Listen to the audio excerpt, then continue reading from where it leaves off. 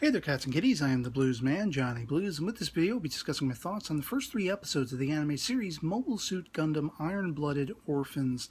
This was a series I had recommended to me recently in one of my episodic anime reviews in the comments, and I was actually kind of surprised, frankly, because I'm not somebody who naturally gravitates toward the mecha genre of anime, and sort of the closest call I've had in recent years was the series Suisei no Gargantia, which very much captivated me and mesmerized me, drew me in down to Genarabuchi's writing, the twists and turns he's very much well known for implanting in his stories, to the backdrop, the environment, the characterizations of that particular series.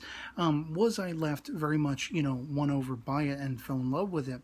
And in taking a shot in the dark and looking at the first 3 episodes of this series, was I pleasantly surprised to see that a lot of the same resonating factors and feelings I was left with Suisei no Gargantia are representative in this particular series, from just really cool looking characters, a really sort of, depth-laden story, and I really was left wanting to see how the story will evolve for the characters involved in this series.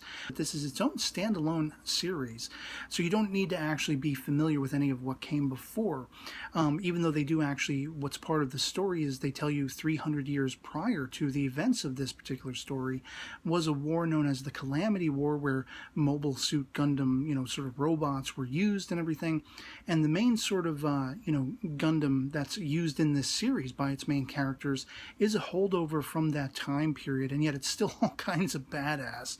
But there are certain thematic elements to this series that are kind of reminiscent to me of another series I very much love and adore, Ghost in the Shell Standalone Complex, in the it's taking place in a very futuristic society. There's an emphasis on technology and militaristic qualities with mercenaries for hire in this particular series, as well as governmental procedure and the poor huddled masses of what are effectively like refugees or colonists in the case of this series on Mars, who are still very much subject to earthly rule from the earthly governmental forces represented by a sort of space station or satellite, encircling Mars called the Gallahorn, where basically you have some dastardly characters indeed with their own machinations that they're trying to put forth. And one of the main characters of this particular series, representing a sort of independence or revolutionary movement for Mars, is this woman Cordelia, who is very much from a sort of posh background, and she's kind of naive as to the plight of the orphans or youths in the CGS, the main sort of squadron that this series is dealing with, these mercenaries for hire. In this particular mercenary group, there are even factions where sort of the older, crew in the first group, as it's known, whereas, the main characters of the series are the third group, they very much are dismissive and almost enslaving to the third group, these younger guys, whose sort of process of piloting the mobile suits is down to something, biological. They have these things in their brain stems that attach to the mobile suits and allow them to pilot them that way. And the main sort of 2 characters that we begin the series with are Oruga and Mikazuki. Mikazuki being sort of not quite monosyllabic, but he's very not emotional. He's unemotional, almost to the point where I had sort of a precursor gauging of his characters being almost savant-ish, like Rain Man-esque, because he's constantly going to Oruga to basically make every decision about things to do and such like that. And Oruga, you see that they are simpatico from a very long time ago. There's sort of a prologue, flashback kind of event where you see it looked like Mikazuki had killed somebody to defend Oruga's life, and they've been together ever since. And Mikazuki very much makes no decisions without Oruga's approval, and vice versa, it seems. But Oruga is this guy, he's like the pimp leader of the orphan movement in the CGS, the younger guys, this third group, as I say.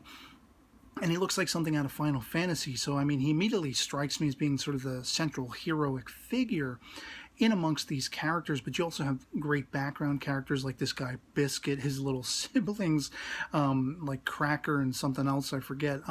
You have this little girl Atra, who is very much, I guess she's reminiscent in age to Mikazuki, but she's very much smitten with him and everything, and he's kind of oblivious to it.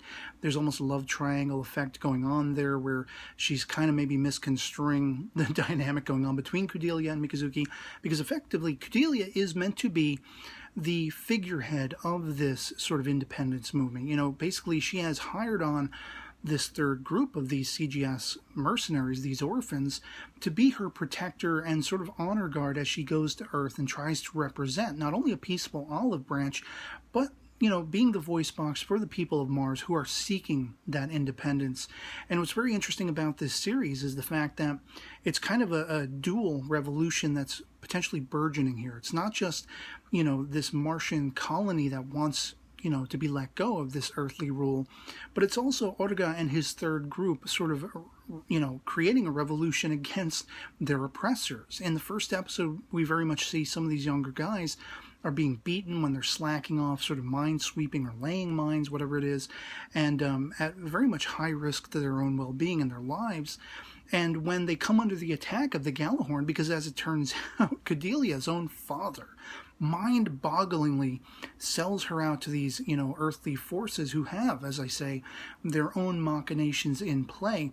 Effectively, it's almost like an insurance scheme kind of thing where they want to create this picture of Mars being very much still in civil unrest.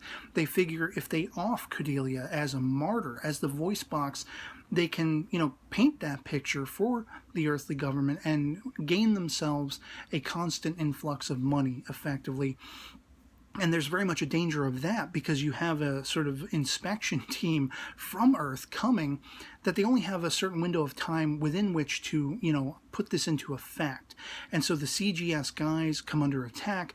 The sort of first group hightail it with the leader of the CGS, and we're seeing all of these younger characters being offed from right out of the gate, and they are very much backed into a corner to the point where they have to use this classic Mobile Suit Gundam, you know, robot called Barbados, which is piloted in the series by Mikazuki. He's the only one who can really pilot it, I guess, and he just throws down. I mean, the battle sequences in this series are freaking incredible, and not like overly embellished and everything like that. You really get a sense of the weight of the lives being lost.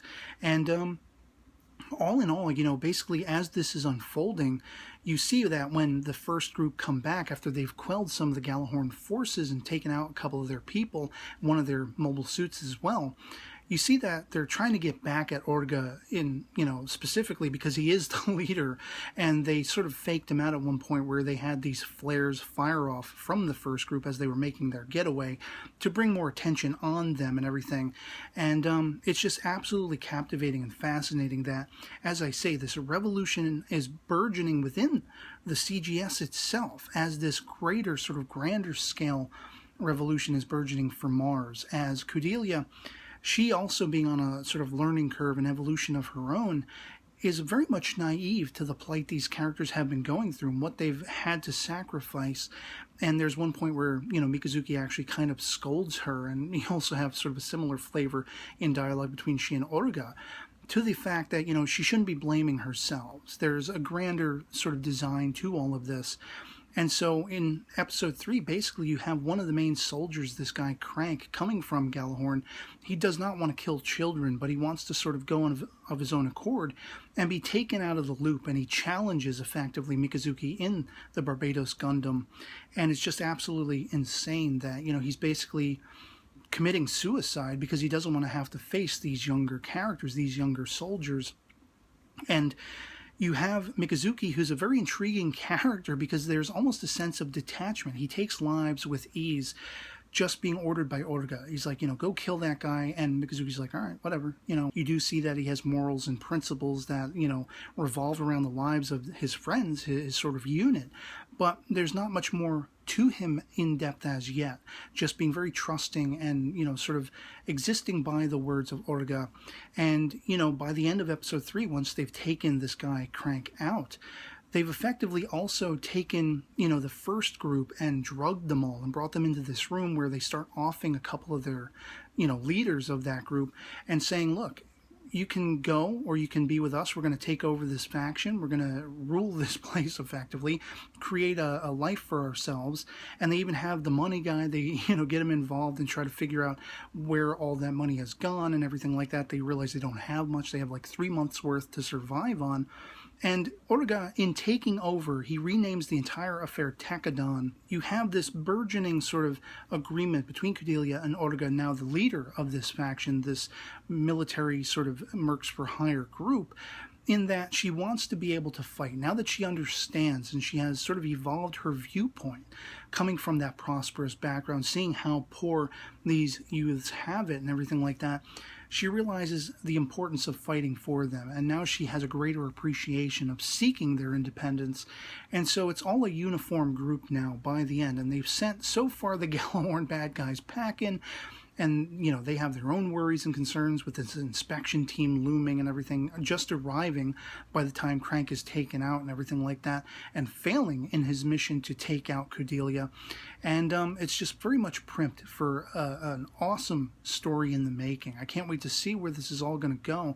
And yeah, I just wanted to talk about how resounding it was and how I'm thoroughly on board to see where the plights of these characters goes, because it looks like they don't have much in the way of money and munitions and all that kind of stuff. They may have a pretty pimped out Gundam suit that can take on these other Gundams that the Gjallarhorn use, but it doesn't seem like in the long-standing scope of things they're going to be able to put their money where their mouth is and fend themselves off from, you know, the earthly forces. So to see how they may overcome that challenge could be quite interesting indeed. And so yeah, I'd love to hear from you guys in the comments below what you thought of the first 3 episodes of Mobile Suit Gundam Iron-Blooded Orphans, if you've seen it, if you enjoyed it as much as I did. Otherwise, that'll be it for me on this. Hope this video finds you well, and I'll catch you all later. Peace.